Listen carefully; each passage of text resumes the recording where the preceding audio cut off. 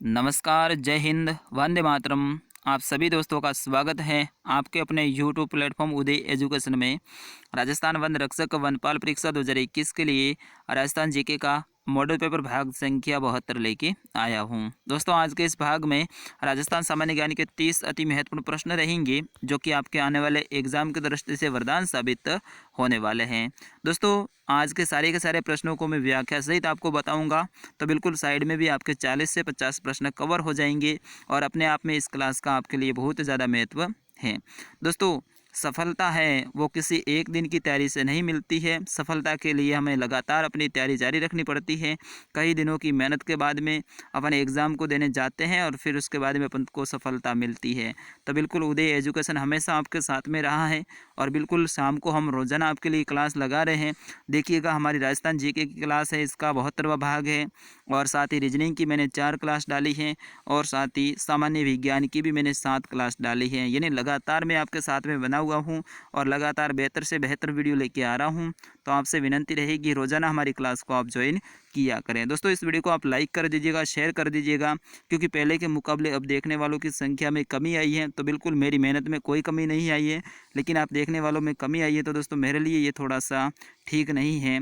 तो बिल्कुल आप सभी से विनंती रहेगी, इस क्लास को आप ज़्यादा से ज़्यादा शेयर करेंगे और अपना प्यार है ऐसे ही आप उदय एजुकेशन के साथ में देते रहेंगे। चलिए दोस्तों, आज के इस क्लास में 30 प्रश्न हैं। आप कोशिश कीजिए प्रत्येक प्रश्न का आंसर लिखने की कमेंट बॉक्स में, और साथ ही लास्ट में अपना स्कोर भी बताना है कि 30 में से आपने कितने प्रश्नों के सही आंसर दिए हैं। तो बिल्कुल फटाफट आप सभी रेडी हो जाइएगा। एक बार ज़रा ज़रा इस क्लास को आप शेयर कीजिएगा।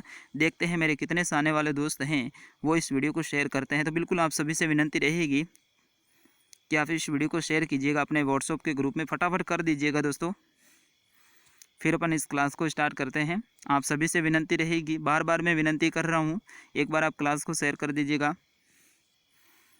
चलिए, पहला प्रश्न आपकी स्क्रीन पे। राजस्थान का एकमात्र पर्यटन हिल स्टेशन है वो किस जिले में स्थित है? बहुत इंपॉर्टेंट ये प्रश्न है दोस्तों।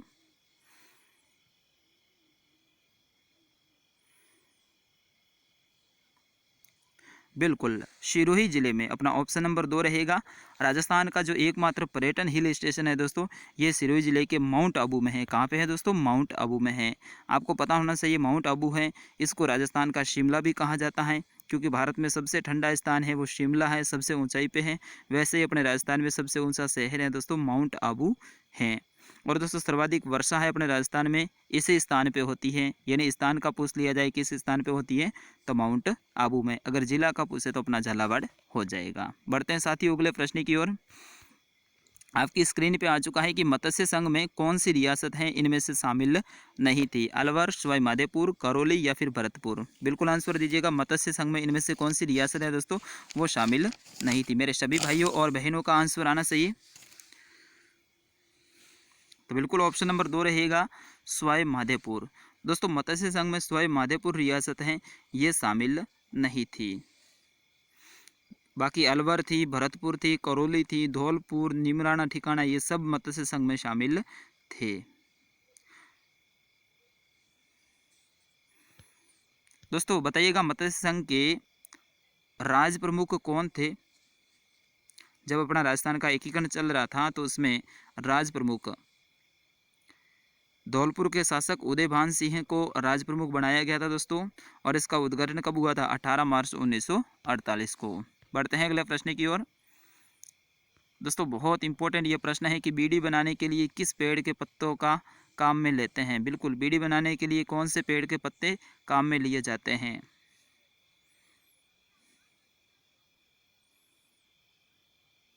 तो बिल्कुल इसका सही आंसर होगा तेंदू। तेंदू वृक्ष है दोस्तों, इसके पत्ते होते हैं काफ़ी बड़े बड़े होते हैं और इनके पत्तों को बीड़ी बनाने के लिए काम में लिया जाता है। तो अपना ऑप्शन नंबर 1 रहेगा इसका सही आंसर। चलिए साथियों, बढ़ते हैं अगले प्रश्न की ओर। आपकी स्क्रीन पे आ चुका है कि बायोगैस में सर्वाधिक गैस कौन सी होती है? बिल्कुल सभी मेरे भाई और बहन इसका आंसर देंगे। थोड़ा सा मैं कलर चेंज कर लेता हूँ। चलो, तो बायोगैस में कौन सी गैस है वो काम में ली जाती है? तो दोस्तों, मीथेन गैस अपना ऑप्शन नंबर 1 रहेगा इसका सही आंसर। ठीक है ना? बायोगैस में मीथेन गैस है, इसका प्रयोग किया जाता है। दोस्तों गोबर गैस है, इसी का वैज्ञानिक नाम बायोगैस है, ये आप ध्यान रखना। और दोस्तों इसमें सर्वाधिक है मीथेन जो गैस है वो इसकी मात्रा होती है। दोस्तों मीथेन लगभग 55 से 66% तक इसमें होती है। बाकी कार्बन डाइऑक्साइड की बात करें तो वो भी 35 से 40% तक रहती है। बढ़ते हैं दोस्तों अगले प्रश्न की ओर। बायोडीजल किस पौधे के बीज से प्राप्त किया जाता है? बहुत इंपॉर्टेंट ये प्रश्न है।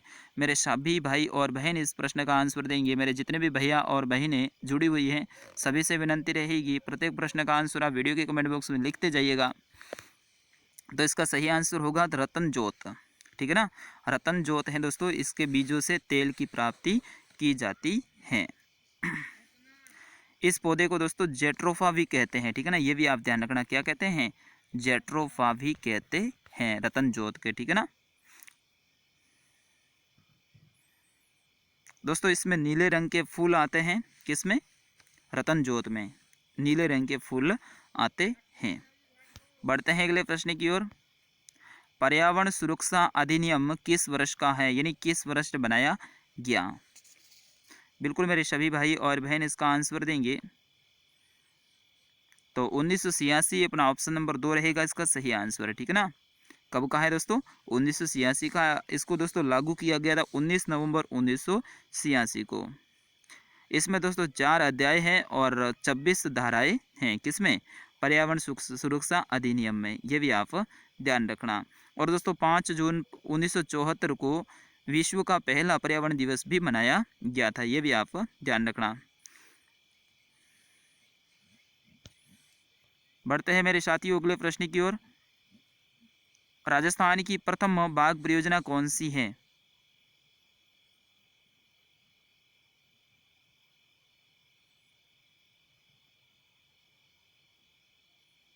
रणथंभौर, बिल्कुल ऑप्शन नंबर 1 रहेगा इसका सही आंसर।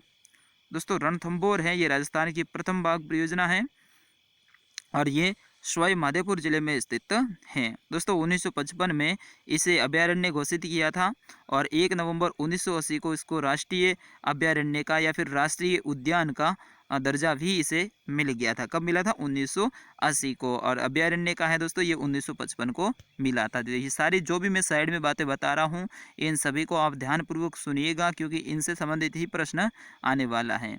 अगला प्रश्न आपकी स्क्रीन पे है।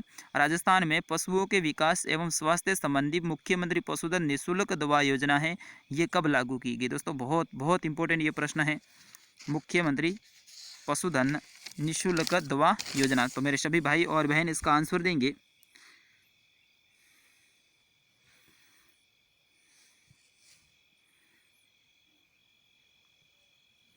तो अपना चलिएगा, ये प्रश्न मैं आपके ऊपर छोड़ रहा हूँ।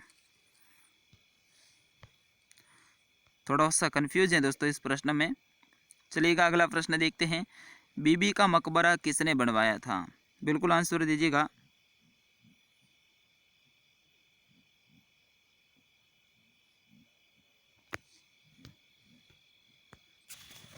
बिल्कुल दोस्तों इसका सही आंसर होगा अपना ऑप्शन नंबर 4 औरंगजेब, ठीक है ना दोस्तों। बीबी का मकबरा है ये औरंगजेब ने बनवाया था।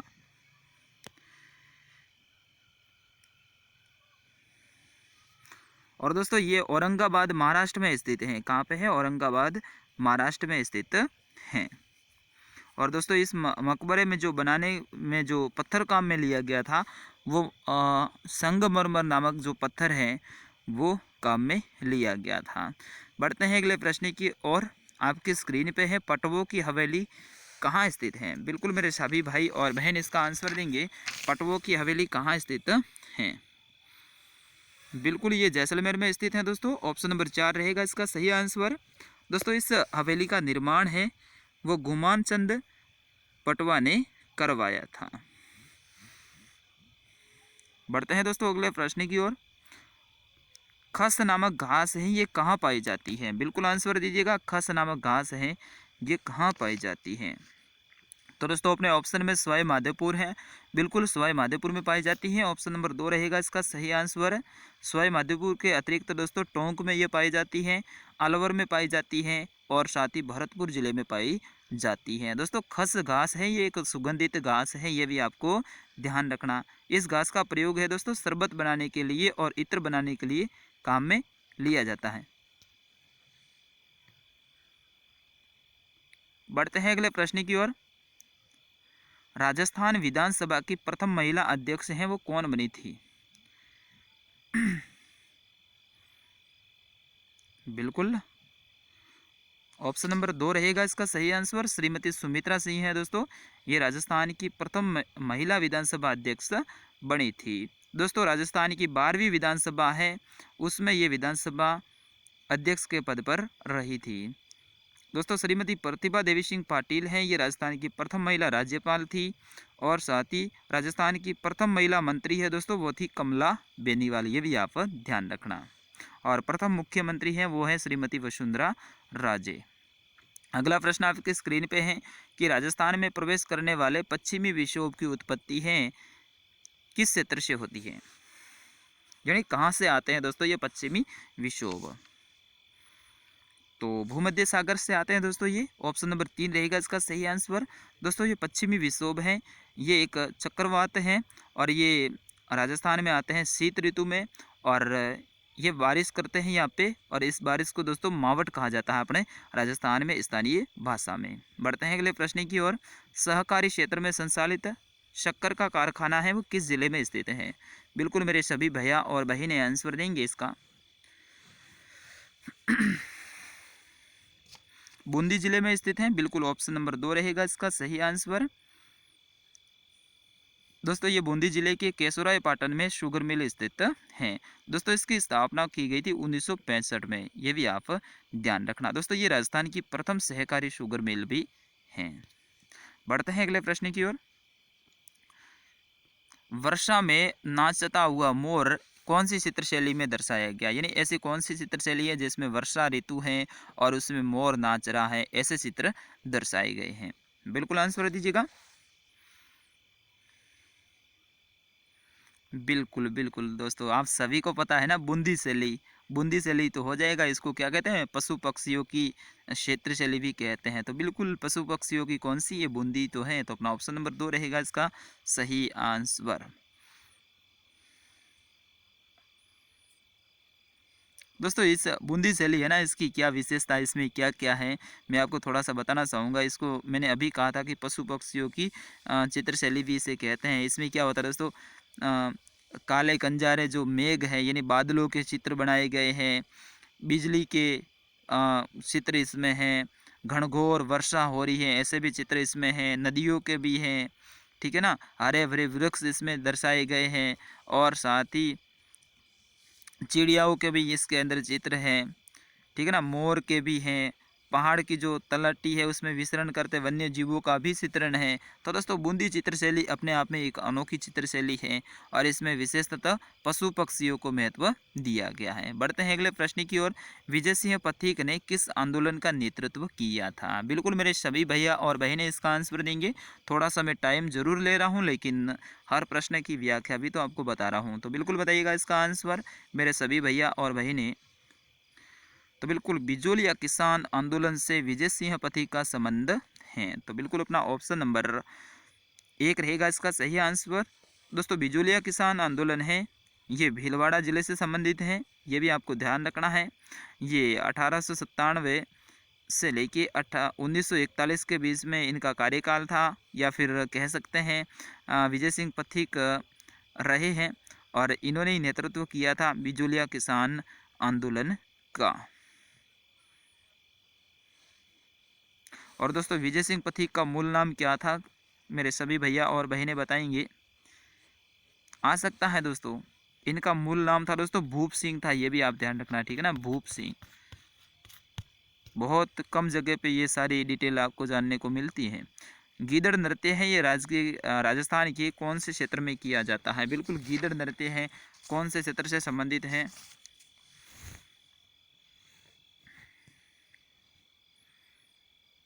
पुरुषों द्वारा किया जाने वाला ये नृत्य है दोस्तों, तो हो जाएगा शेखावाटी क्षेत्र का, ठीक है ना।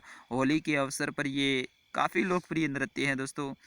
होली के अवसर पर ये किया जाता है अपना गीदड़ नृत्य, जिसमें पुरुष प्रधान नृत्य है ये।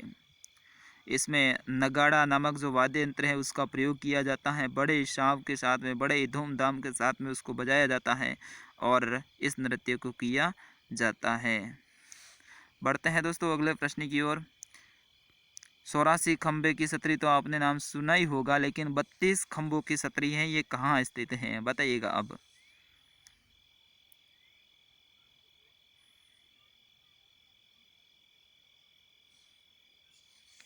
बिल्कुल अपना सवाई माधोपुर जिले में स्थित है। अपना ऑप्शन नंबर 1 रहेगा इसका सही आंसर।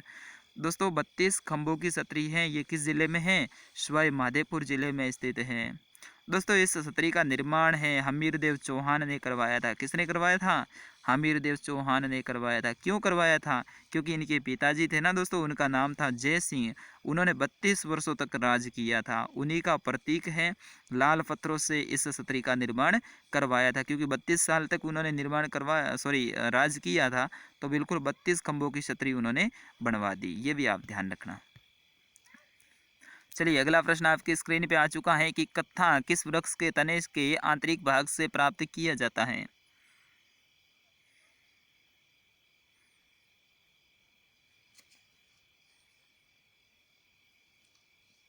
बिल्कुल अपना हो जाएगा खेर वृक्ष से, ठीक है ना।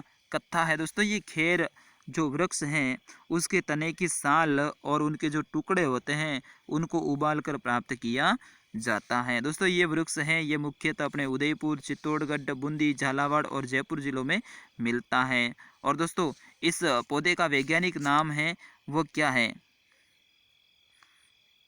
सिनेगलिया केटुसू, ठीक है ना, ये आप ध्यान रखना। बढ़ते हैं दोस्तों अगले प्रश्न की ओर। चलिएगा क्या रोचक प्रश्न आया है और थोड़ा सा घुमा फिरा के भी आया है कि वागड़ का गांधी किस जिले में हुआ? लो जी बताओ, वागड़ का गांधी कौन से जिले में हुए? दोस्तों किसे कहते हैं पहले तो ये आपको पता होना चाहिए। दोस्तों वागड़ के गांधी है वो भोगीलाल पांड्या को कहते हैं, ठीक है ना। किसको कहते हैं? भोगीलाल पांड्या को कहते हैं। दोस्तों इनका जन्म है वो डूंगरपुर जिले में हुआ था, तो बिल्कुल अपना ऑप्शन नंबर 1 रहेगा इसका सही आंसर। इनका संबंध है दोस्तों डूंगरपुर जिले से है। कब हुआ था इनका जन्म? 15 मार्च 1904 को हुआ था। दोस्तों इन्होंने वागड़ सेवा जो मंदिर संस्था है उसकी स्थापना भी की थी।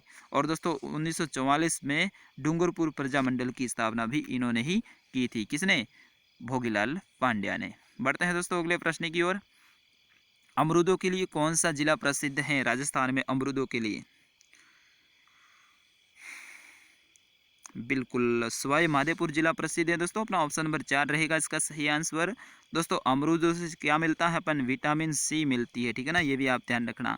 अमरूदों से कौन सी विटामिन प्राप्त होती है? Vitamin C.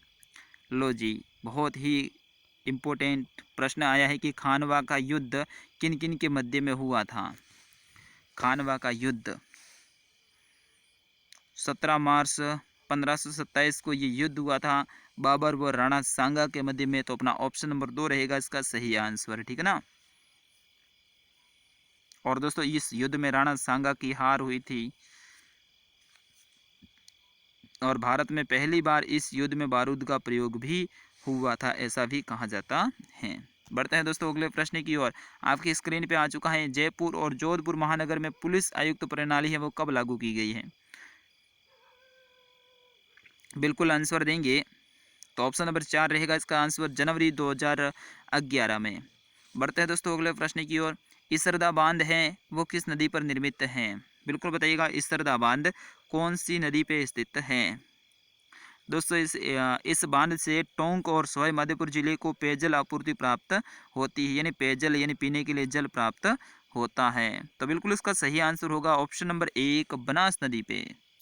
बढ़ते हैं दोस्तों अगले प्रश्न की ओर। प्रोजेक्ट टाइगर की शुरुआत है ये कौन से वर्ष में हुई थी? 25 का आंसर दीजिएगा। प्रोजेक्ट टाइगर की शुरुआत है ये किस साल हुई थी? बिल्कुल सभी मेरे भाई और बहन इसका आंसर देंगे, तो इसका सही आंसर होगा ऑप्शन नंबर 4, 1973। बढ़ते हैं अगले प्रश्न की ओर। थोड़ा सा गणित का ये प्रश्न आ गया एक बीच में। 1 हेक्टर में कितने वर्ग मीटर होते हैं? बिल्कुल बताइएगा। साइंस का मैथ का प्रश्न है। 1 हेक्टर में कितने वर्ग मीटर होते हैं? बिल्कुल 10,000 वर्ग मीटर होते हैं दोस्तों। ऑप्शन नंबर 2 रहेगा इसका सही आंसर, ठीक है ना।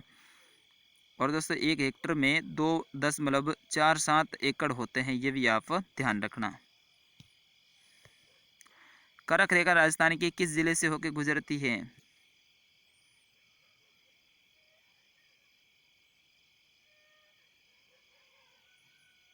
बिल्कुल, इसका सही आंसर होगा बांसवाड़ा से। दोस्तों बांसवाड़ा और डूंगरपुर 2 जिलों से राजस्थान के कर्क रेखा गुजरती है। इसका विस्तार अपने राजस्थान में 26 किलोमीटर है और ये भारत के 8 राज्यों में गुजरती है। अगला प्रश्न है, धूष्मेश्वर महादेव मंदिर कहाँ स्थित है? धूष्मेश्वर महादेव मंदिर कहाँ स्थित है? बिल्कुल, ऑप्शन नंबर 2 रहेगा शिवाड़ में स्थित है। अब आप पूछोगे दोस्तों कि ये शिवाड़ कहाँ है, तो बिल्कुल सवाई माधोपुर जिले में स्थित है, ठीक है ना। यहाँ पे भगवान शिव का 12वां और अंतिम ज्योतिर्लिंग अवस्थित है। कहाँ पे? धूष्मेश्वर महादेव मंदिर में। बढ़ते हैं दोस्तों अगले प्रश्न की ओर। क्या प्रश्न आया है, खेजड़ी वृक्ष है अपने राजस्थान का राज्य वृक्ष है। इसकी संगाई से प्राप्त जो चारा होता है उन्हें क्या कहते हैं? पशुओं को चराया जाता है और विशेषतः ये रेगिस्तानी क्षेत्र में पशुओं के लिए चारे के लिए एक उपयुक्त वृक्ष भी हैं। तो बिल्कुल लूंग कहा जाता है या फिर लूक कहा जाता है दोस्तों। तो इसका ऑप्शन नंबर 1 रहेगा सही आंसर। मैं थोड़ा सा बताना चाहूँगा, खेजड़ी है इसको समी वृक्ष भी कहते हैं, जाटी वृक्ष भी कहते हैं, राजस्थान का गौरव भी कहते हैं और राजस्थान का कल्पतरु भी कहते हैं और राजस्थान का थार वृक्ष भी कहते, थार का कल्प वृक्ष भी कहते हैं। दोस्तों इसका वैज्ञानिक नाम है वो क्या है? प्रोसोपिस सिनेरिया है। ये भी आप ध्यान रखना। दोस्तों 1983 को इसे राजस्थान का राज्य वृक्ष का दर्जा भी दिया गया था और मुख्यतः ये जोधपुर संभाग में पाया जाता है। दोस्तों इसके जो फल होते हैं उन्हें सांगरी कहा जाता है, ये भी आप ध्यान रखना। धार्मिक दृष्टि से देखें तो गोगा जी के थान है दोस्तों, इसी वृक्ष के नीचे अधिकतर देखने को मिलते हैं। बढ़ते हैं दोस्तों अगले प्रश्न की ओर। आज का अंतिम प्रश्न रहेगा, जाखम बांध है ये कहाँ स्थित है? दोस्तों सीता माता अभ्यारण्य में स्थित है। तो अपना ऑप्शन नंबर 1 रहेगा इसका सही आंसर, ठीक है ना। जाखम बांध है ये सीता माता अभ्यारण्य में स्थित हैं। दोस्तों इस अभ्यारण्य की स्थापना 1979 को की गई थी, ये भी आप ध्यान रखना। दोस्तों ये अभ्यारण्य है प्रतापगढ़, उदयपुर, चित्तौड़गढ़ जिलों में विस्तृत है और विशेषतः ये उड़न, गिलेरी, सोसिंगा और शीतल की मातृभूमि के लिए भी प्रसिद्ध हैं। दोस्तों यहाँ पे बांस और सागवान के वृक्ष भी पाए जाते हैं। कहाँ पे? सीता माता अभ्यारण्य में। दोस्तों ये थे राजस्थान जीके के 30 अति महत्वपूर्ण प्रश्न। अब कमेंट करके बताइएगा कितने प्रश्नों के सही आंसर दिए हैं आपने। एक बार सभी कमेंट कीजिएगा, वीडियो को शेयर कर दीजिएगा, वीडियो के बारे में अपनी राय जरूर दीजिएगा और रोजाना क्लास में आप जुड़ा कराइए, आपसे एक विनंती रहेगी। मिलता हूँ अगली क्लास में, शायद इंडिया जीके की क्लास रहेगी। 50 प्रश्न तैयार है उसमें, इंडिया जीके के 30 और साथ ही सामान्य विज्ञान के 20, यानी वो क्लास भी आने वाली हैं कल सुबह तक। तो बिल्कुल उस क्लास को आप अटेंड कीजिएगा, ज़्यादा से ज़्यादा जुड़िएगा, शेयर कीजिएगा और वीडियो के बारे में अपनी जो सुझाव है वो भी आप ज़रूर कमेंट में लिखते जाइएगा। जय हिंद, वंदे मातरम। मिलता हूँ नेक्स्ट क्लास।